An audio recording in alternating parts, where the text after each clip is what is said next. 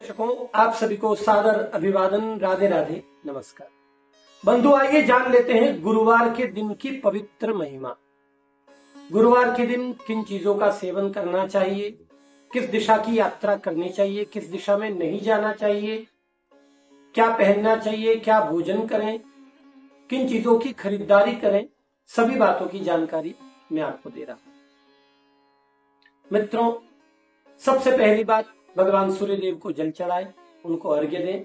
विधि पूर्वक उनको अर्घ्य चढ़ाना ही चाहिए, वो नित्य का क्रम है।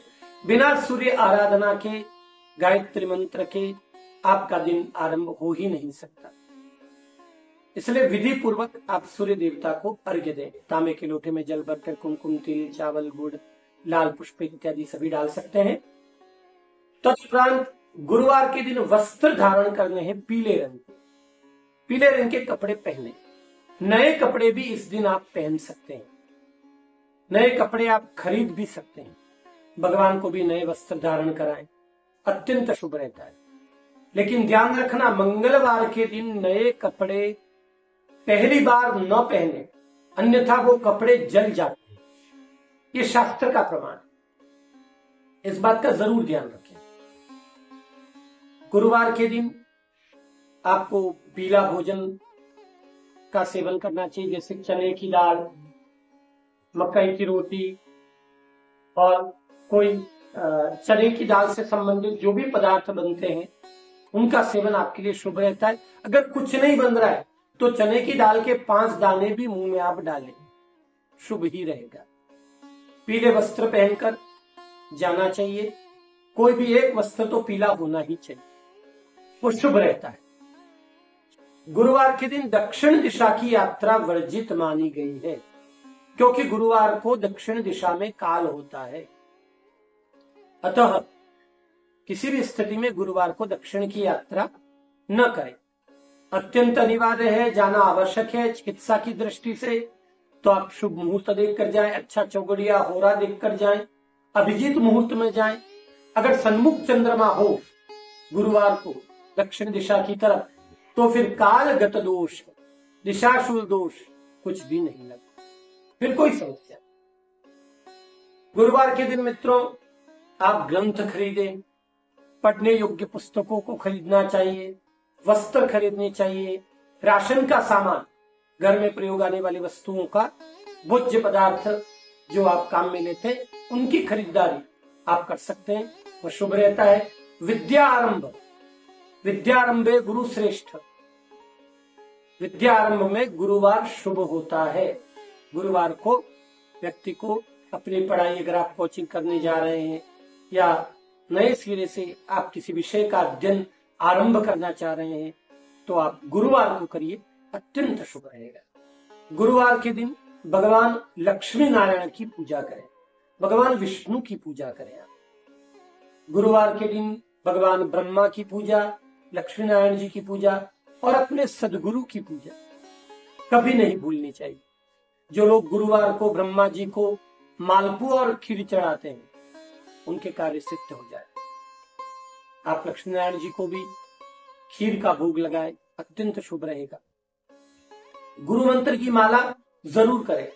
जो लोग गुरुवार का व्रत करते हैं वो अवश्य ध्यान रखें कि गुरुवार के दिन सूर्योदय से पहले जगें, दिन में न सोएं, इन देवताओं की पूजा करें जिनको बताया मैंने, भगवान विष्णु, ब्रह्मा जी और अपने गुरुदेव की।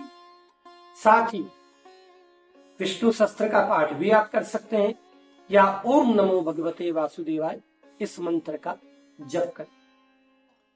और प्रत्येक इंसान के लिए गुरुवार के दिन नाखून काटना, बाल काटना बिल्कुल मना है। स्त्रियां अपना सर न धोएं, सिर धोना मना है।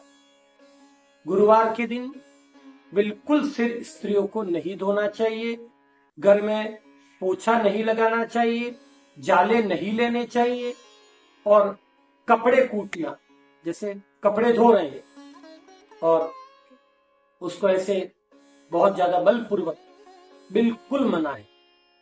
ये काम बिल्कुल आप त्याग करें।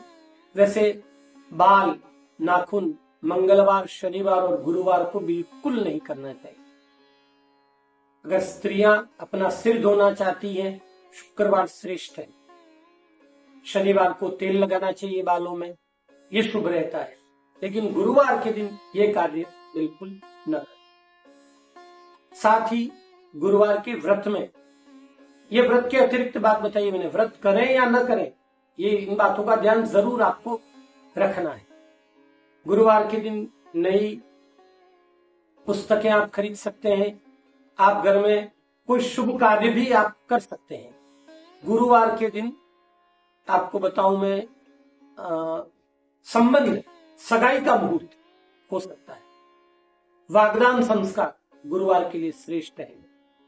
या जात कर्म संस्कार जो होते हैं, उसके उपरांत सीमंत, ये जात कर्म संस्कार के 10वें दिन जो सूरज पूजन होता है, सूर्य पूजन गुरुवार को अत्यंत शुभ होता है, उस दिन आपको करना चाहिए। अगर 10वें दिन के बाद जो भी गुरुवार आ रहा है अत्यंत शुभ कहलाता है।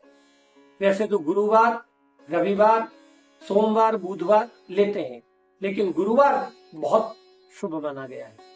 और सगाई में अगर आप सगाई कर रहे हैं अपने पुत्र पुत्री की, तो रविवार, मंगलवार, गुरुवार को ही लें, लेकिन उसमें पुष्य नक्षत्र न हो।